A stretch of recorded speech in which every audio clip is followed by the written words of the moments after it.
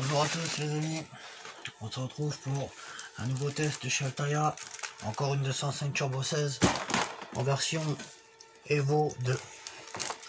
Voilà. Alors, comparé à l'autre que je vous ai présenté tout récemment sur la version Grand Raid jaune en version 4x4 Paris-Dakar, ce que vous voulez, celle-ci c'est une version plutôt rallye asphalte. Voilà. Alors, les pièces sont 100% identiques. Voilà pourquoi je vous ai pas fait le montage de l'autre, car il y a strictement les mêmes pièces que soit dans le test du Grand Raid ou le test de l'Evo 1.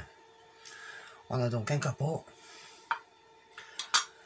avant avec juste les phares à monter et le logo Peugeot. Donc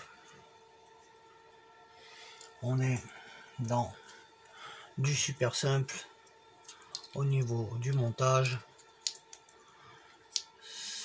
Ça. Voilà. Il suffit ensuite de prendre notre petite vis AP chromée et d'en mettre deux à chaque phare. Voilà.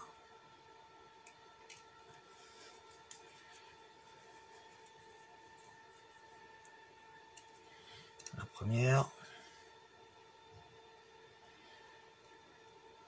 et la seconde.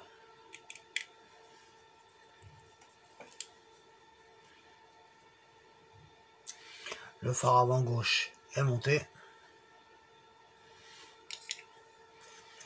On va maintenant monter le phare avant droit.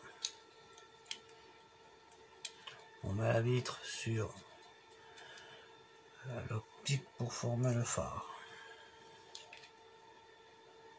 On prend une vis et on la met à sa place. Voilà, la seconde.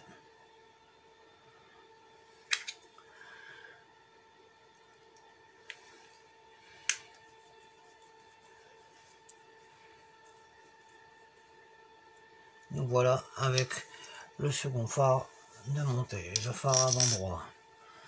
Ensuite nous avons le petit logo Peugeot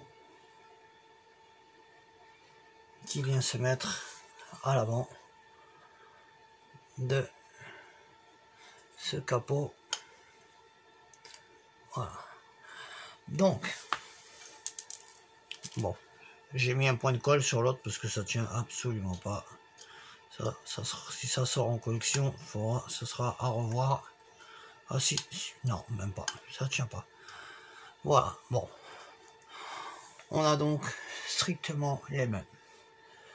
Voilà. Alors, à choisir le modèle, le seul truc qui change, bon, c'est bien sûr la couleur en jaune pour le Grand Raid, pour le Rallye Raid, et en blanc pour la version Evo 2.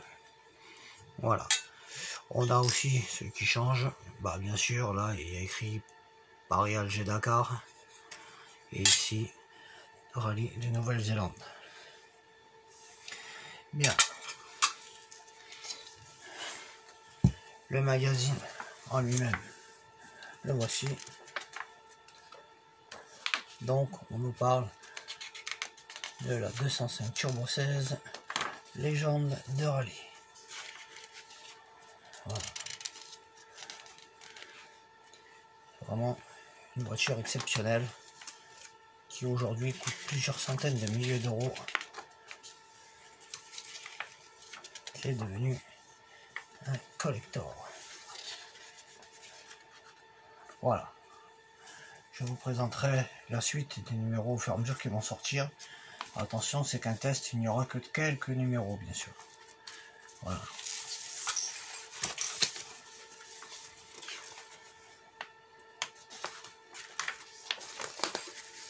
Moi, personnellement, je monterais plutôt cette version-là que la jaune.